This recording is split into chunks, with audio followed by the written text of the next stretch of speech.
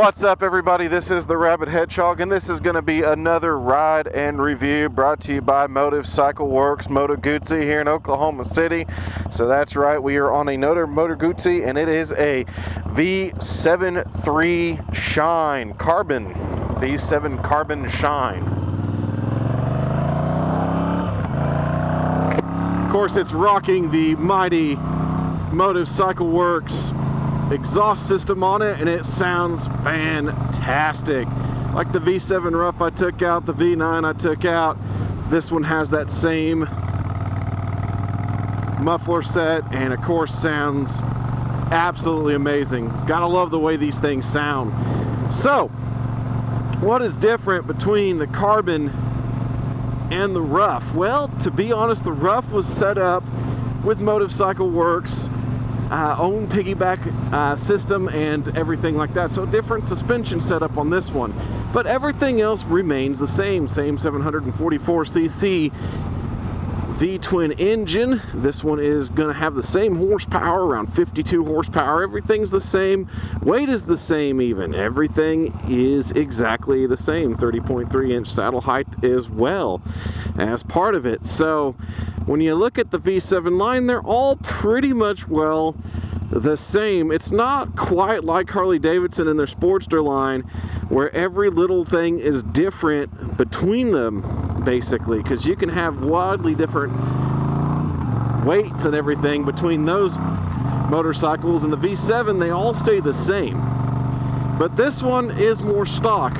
Like I said, this one does have the Motorcycle Works proprietary exhaust system, making it sound absolutely fantastic, just like the V7, but it does have the stock suspension setup, which allows me to test this with that setup versus the Motorcycle Works piggyback setup that they put on their machines if requested. And I have to say that this has a very compliant ride, just as much as the modified one. Of course, we're up here in Logan County, Oklahoma, goofing off, and the road doesn't appear to be too bad, but there's cracks and there's bends and there's breaks in it everywhere. And when you're going through here, you're going to definitely feel the suspension working for you. But one thing about it is I definitely love the Moto Guzzi V7.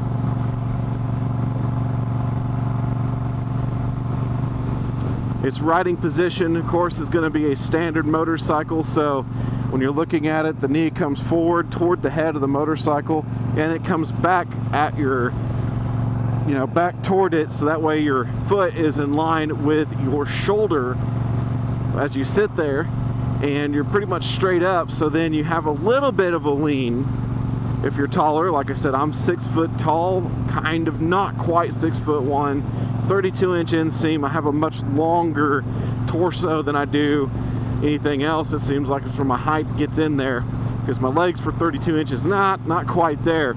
So it makes me bend down a little bit to get to the handlebars. So you can see that my shoulder is bent, but I'm really leaning a little bit forward onto the wrists and stuff just to make it down to the position. But it's very comfortable riding position still. And the seat on these V7s are absolutely fantastic. It's that old school, pretty much flat type seat, and you can kind of move around. You can even move back to the passenger side, and you can see my legs are still down there. It just gets me away from the heads. But yeah, I'm back on the passenger seat and still decent riding position. Because they're not a very long motorcycle either. They're a very short motorcycle.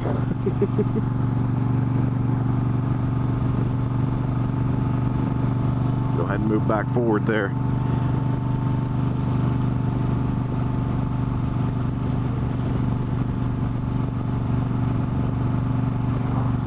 But I have to say, I've been very impressed with every Moto Guzzi I've rode. And I do own one now. I do have the MGX 21 Fortress because of these rides and how well it rode and how fun it is. I mean, it's just exciting to have a near sport bike with a big fairing on the front of it and saddlebags. And these V7s, I mean, they are squarely looking right at the Harley-Davidson Sportster series, especially the 883s and even the 1200. I mean, these things are kind of in that area. The V9 more so takes on the 1200, where the V7 more so takes on the 883. But you may even throw in the Street Series from Harley when going after these, but they're significantly heavier. This bike weighs in the 470s, whereas a Sportster's in the 460s, and the Streets are in the 500s as well. So they're up there in weight, whereas these do not have that much weight at all. And like I said, it does punch at 52 horsepower and somewhere in the 40s for torque. But the lightness is what helps the Gootsies get along. And the fact that its power band is literally everywhere. I mean, I'm in 6th gear right now. I don't have a tachometer. I should go through these for you. So you do have a gear indication. As you can see, I'm in 6th gear. You do have a trip odometer. You actually have 2 of them. You have time ridden since last fuel, your average miles per hour, your average fuel economy, which as you can see is 64.7. Your live fuel economy, of course, pull that going, there you go, there, that's better, 44.1. I was just kind of cruising along really nicely right there. So you have that actually in there, and of course temperature. It's a very nice thing to have. And there's your clock if you set it. It does have traction control systems on it too. This bike is less than $10,000. They start at $9,990 for the Carbon Shine variant, and it's less than 10 grand, and it has ABS, and it has traction control module, and it has all this fun stuff on it that Harleys just don't have for the same cost. Granted, it is a smaller engine. So, I mean, yeah, you live a little, and you take a little, and you know, move a little around here, but this does have a 6-speed transmission where no Sportster does. All Sportsters are 5. You know, the Street Series is a 6-speed transmission. But, you know, like I said, you give some here, you take some there. Let's see, who's gonna go first? There we go. Don't you just love it when you don't know what everybody's gonna do? All right, so to change the traction control setting, right now I'm on MGC2 or MGCT2, which is the intrusive mode. You simply pull in and you hit the starter button until it changes there, and there you go. I have actually turned it off. Now when you turn it off, you actually get the traction control warning light. That will always stay on with traction control off, so that does sometimes annoy some people. Going around the clock here, you will see the other lights. You have ABS, you have bright, you have this mode right there. There's actually a shift, and it'll actually tell you when to shift and what gear to shift to on this screen there. You have your turn signals, your service engine light, neutral, and fuel all down there. No fuel gauge. And then what I'll do is I'll go ahead and we'll tap into MGCT1. But anyway, so got it all back in there, turns off the light, and you go back to your standard odometer. And of course, if you hold mode on the standard odometer, you get to change all the settings and everything inside the housing, and that way you're good to go. Alrighty.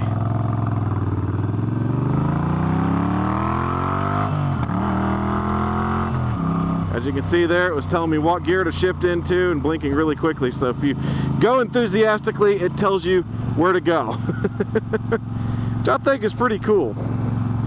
A lot of small bikes have that kind of technology on them. It's just a simple thing to do and play with. But this bike is perfect for what I'm doing right now. This is a back road, you know, kind of state highway for the Americas kind of ride, which state highways here in the US are usually 2-lane up to 65 miles an hour to cruise. Our interstates are generally, it just depends on where you are, anywhere from 70 to 75 miles an hour. This bike will handle it, but it's going to be up there in its rev range. And, you know, some people say that doesn't sound so happy, but you know, it's not too bad at all. This bike handles that just fine too.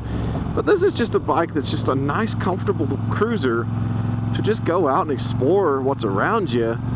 But it also has this massive 5.5 gallon gas tank too, so it's kind of hard not to just go on a long range ride with it, because you can. It's actually very capable. It's one of the small bikes with a huge tank that just allows you to go somewhere. Whereas most of the bikes in this class, I mean, we could even go up to the Indian Scout, you're looking at anywhere from 2.2 gallon fuel tank all the way to maybe 3.5. And that's quite a bit, you know, less fuel than 5.5 gallons. It's amazing how much fuel this motorcycle holds. And if you're getting 60 some to the gallon, can you imagine how far you can go? Like I said, this is just like driving Miss Daisy stuff right here, going down these roads next to the lake here. It's absolute beautiful day.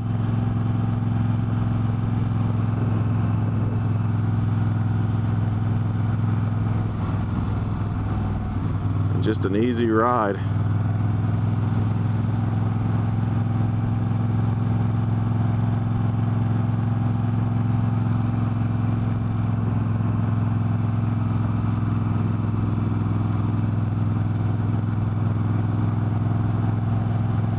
And like I said, you could tell the suspension on this is getting a nice little workout for the broken concrete roads and everything, and it's just happy to deal with it. It's just happy to go with it. That's massive. Big old buzzard.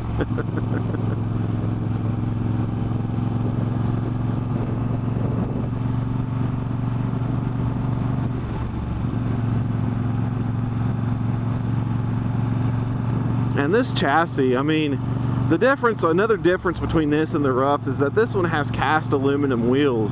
So this one does not have spokies. So this bike, solid wheel, not really intended for off-road or off-road looks, or that classic look. Has the solid wheel set. But the chassis is just as good as the V7. Tackle turns real nicely. Doesn't wallow, doesn't do anything. It doesn't get chatty in the front end with a 40mm fork. It's a traditional fork as well. It just cuts through corners super easily. Of course, I know the speed limit's not too high, but whenever you take this thing out, and I've taken it out, I've taken V7s out a little bit further than this to some more fun roads, they handle it so well. There's a lot of room before you touch down on any peg. But it's just such a calm, easy riding motorcycle whenever you're just going around town, shooting around the back roads and exploring your areas. It's just pleasant. I mean, it just sometimes that's all you need is when you go ride. You don't need something hyper fast. You don't need anything to make the world go by in a blur. Sometimes it's just fun to have a bike that's not going to bog down and be angry with this chilling at these kind of speeds, so you can look around at the scenery and enjoy it around you.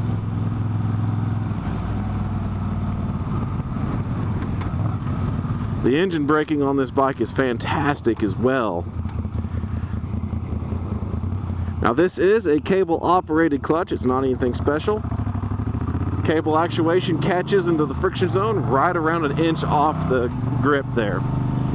And it is feather light. Once again, one finger operation is all you need to get it to actuate. Now this is an extremely bad road. And I know that a lot of the times you see the bouncing below me, but this is a camera that is lens stabilized, so it's optically stabilized. So you see a lot more movement versus some of those ones that are electronically stabilized or, you know, not stabilized whatsoever. So it kind of actually negates some of the bouncing, but this one, it looks like the bike is bouncing a ton below. In reality, I mean, you can hear a little chop in my voice, but it's not harsh at all.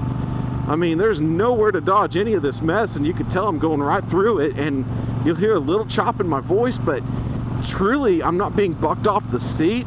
I'm not having the suspension just bounce me all around the motorcycle. I'm holding just fine.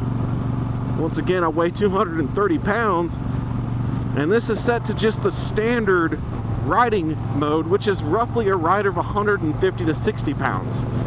So I don't even have the preload adjusted, and this is fine to me. Now today we do have some pretty decent wind, as you can see by some of the trees and some of the things around me going straight into it too. It's a south wind, and it doesn't cause the bike to move around on me either. These bikes are so well done That wind doesn't push them around. There's not a lot of side blast that can take it and move it around either. It handles these just fine. Perfect for a state where the wind just howls all the time, and Oklahoma is one of those. I mean, anywhere in the plains in the central part of the U.S., it's a bike that could take you a lot of places, and you can enjoy it. Now, going at this speed right now, we're at 45 miles an hour, you can hear the engine's just not taxed at all. But when you rip it, it just starts to go again because it's got all this stump pulling power, you know, in any part of it. I mean, these engines are so torque heavy everywhere you go with them. It's fun. And that's just, I love that kind of grunt, you know, just no matter what you got. Now, adding the Motorcycle Works exhaust to it, like I said, makes it sound fantastic, and it does free up a little bit more horsepower. They do have these dyno tested, and it's giving them about 8 more horsepower, so these are getting close to 60 horsepower versus the stock 52.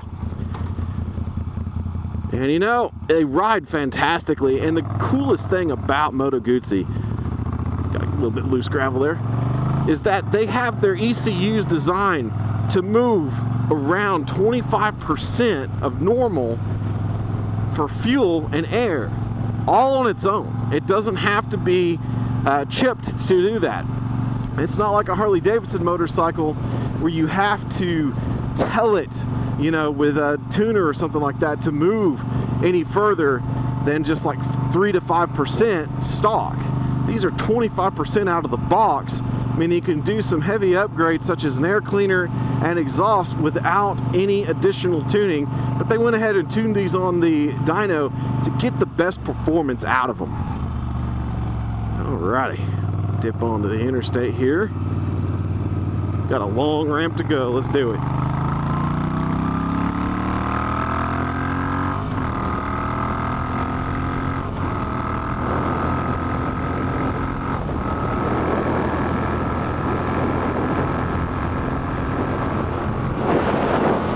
As you can see, and I'll go ahead and back her off, this motorcycle accelerates just fine to get on the interstates here in the US. Of course, that's a long, wonderful ramp, but this bike will go clean over 100 miles an hour to around 110 top speed, even with a 744 engine. So very nice top speed, top end on it. It pulls and pulls and pulls all the way to it. It's a fantastic riding machine. So easy to ride too. Yes, it's a little bit taller with the 30.3 inch seat height, but these bikes do have a little bit of give too, so if we sit down on them, it'll help you get your feet on the ground. But it doesn't really,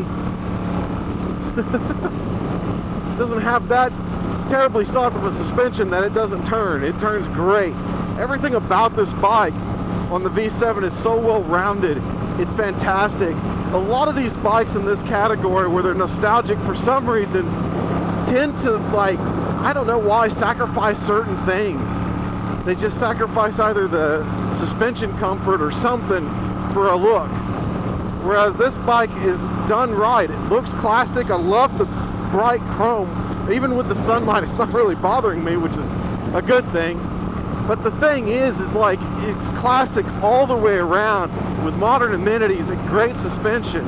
Everything is so well done with these machines that if you're looking for your first bike, if you're looking for a bike to go and you know, just cruise around like I was doing around your back roads, around your city, around places where it's just, you just want something that's light and easy to handle, you know, but you're an experienced rider and you just want to keep the bagger parked that day. If you're looking for a bike to return after many years of not riding, but you still had that experience, there's nothing wrong with taking one of these out. They're very well priced and they're very well packaged for what you get. Like I said, you do get traction control, you get ABS, you get, you know, the nice little fun with the 25% rise and fall with the ECU, so that way you can add your accessories and everything. And if you have a great shop like we do here in Oklahoma City, they can build those accessories for you and bolt them on. I mean, Moto Guzzi's, everything is out in the open. It's a simple motorcycle to fix if something goes wrong. So I know there's a lot of people who, you know, worry about parts and stuff like that. there are some things with, you know, Italian motorcycles and getting parts, but you can still get them. In fact, Moto Guzzi motorcycles that are supported so well, you can still get brand new parts for bikes built back in the 70s without an issue. So, I mean, don't worry about your Moto Guzzi, but the thing is, these things are built like tanks. I mean, the engines are just well overbuilt. They're the old school style of manufacturing and engineering. It's just a tractor. That's why people call them this old tractor, because they are just built and overbuilt for what they're doing. And of course, I think what's fun is this bike is, of course, a shaft drive at the very back of it. And, you know, not a lot of small bikes like this offer the shaft drive. Of course, the Shadow does, but the Shadow has significantly less horsepower and significant more weight as well as this bike does. Now, the Shadow does add water cooling, where this one's air cooled. Now, of course, you saw it was 90 plus degrees a moment ago, and I'm not even feeling any heat coming off of this motorcycle at all during this ride, and I'm going straight into the wind, so I shouldn't have any cut, you know, between my legs and all that of getting the heat away. It's just solidly working. So anyway, just riding, you get through all these bumps, you get through all this, you're on the interstate, you're able to maintain your speed just fine. You have pull away and passing power. You can sneak up on people, give her the beans while you're in top gear. She starts pulling just fine, and you can start getting around people again if you need to. This bike just does everything so well. You know, and I stated this when I was riding the V7 Rough, and now the V7 Shine. You know, when people are looking for that everything bike, that bike that can literally handle everything you throw at it, I believe the V7 line is darn close to it. I compared it to the MT-07, which is a far more modern bike, in some ways more sophisticated, you know, being that's a little bit smoother, being that it has a little bit more power, you know, a little bit more precision. But this bike here, the character and the fact that it still is a very smooth runner even at this interstate speed, the fact that the suspension is still working really well, the fact you have 5.5 gallons of gas and you can get around 60 some miles per gallon, and you have great suspension travel and a bike that doesn't tear you apart, it doesn't heat you up, great braking package, great engine braking package, great visibility, great seating position, a great seat. So many good things to say about this motorcycle, that this is a bike that almost checks off the whole thing of the everything bike. And the reason I say almost is because I don't have saddlebags attached to it yet. So, I mean, that's the thing. This bike can do everything. It has the passenger pegs. It has the ability that you can buy aftermarket bags and put it on there. You can use this bike as a touring machine, as just a chilling machine or a cruising machine where you can go out and enjoy just a nice run around the country. You can go out and carve the canyons because it has the great handling, has great suspension, has the traction control if you get a little bit too shaky on it. I mean, it has so many fun things that you can do to it. It's a great all-around, almost all-perfect bike. And that's what I said the FZ07 or MT-07, depending on your era, was. And this bike continues to impress me to the point that I'm replacing that bike in my mind with it. It's just a fantastic motorcycle. And it's bare bones to the point where you feel like you're riding a machine and not just an appliance. And that is the great thing. You have all this balance of character and sophistication that you just don't get from all the other bikes. So if you're looking for a new motorcycle, if you're looking, like I said, for any of those scenarios, you're either looking for your first bike, your bike to take on the road, you know, I'm just sorry, that's just bad. Squidding to the max degree almost, except for he's got boots on. Yeah, good for that. At least you're not wearing sandals. Anyway, but if you're looking for that bike to just have as a secondary to your big one, or you're going back to motorcycling after several years, you know, or you're just wanting to get something lighter in your garage, this is a bike to look at. And do not hesitate on Moto Guzzi. Give them a flying chance, because the more we do, the more we'll see more of them again.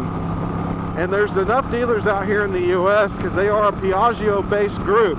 So your Aprilia dealerships and some of those others will probably be able to help you out. Get the motorcycle goods you need, the parts and all that. So you have to remember that there's a little bit more out there to Moto Guzzi. They aren't just by themselves, they are owned by Piaggio. So there's going to be some instances where you can get some parts from another source and be just fine. But like you said, did you see that thing turning traction control after getting on that bump there? I mean, it's just, like I said, it's there for you.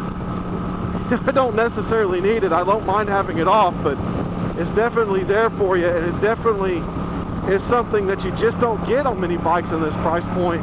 But when you do, like I said, new riders, experienced riders, all alike, it benefits everybody. It's a great machine. It doesn't get in the way and annoying where you feel stuff going on. It just works and still gives you that character of being an absolutely wonderful machine to ride everywhere you go. So at any rate, once again, this is the Rabid Hedgehog. We're talking about the V7III Carbon Shine. Another fantastic motorcycle, very similar to the Rough and the other V7s of the line. So there's not very many more reviews I have to do on V7s. Just know how fantastic these bikes are, how well they are, the fit and finish, the way they put together, just fantastic machines, easy to ride, and that perfect balance of sophistication, class, and character. So you guys keep that shiny side up. Once again, thank you to Motive Cycle Works, Moto Guzzi, for allowing me to take out another fantastic machine from your shop. Look forward to getting my MGX back as well, because it's in for its first service at this time. So that will be done here, and then we'll be doing some more fun things with it. Once again, thank you to the sponsors as well. AMSOIL, Doug Crawford at USA Synthetics. We thank you for providing the fluids for the motorcycles that we ride. We also thank Derek Enloe Insurance for protecting us and you guys if you are in the Oklahoma area. And of course, Law Tigers. Shout out to those guys for helping out our community, helping out our riders, and being there in case you do need some help with the law. At any rate, you keep that shiny side up, folks, and we'll catch you on that next ride.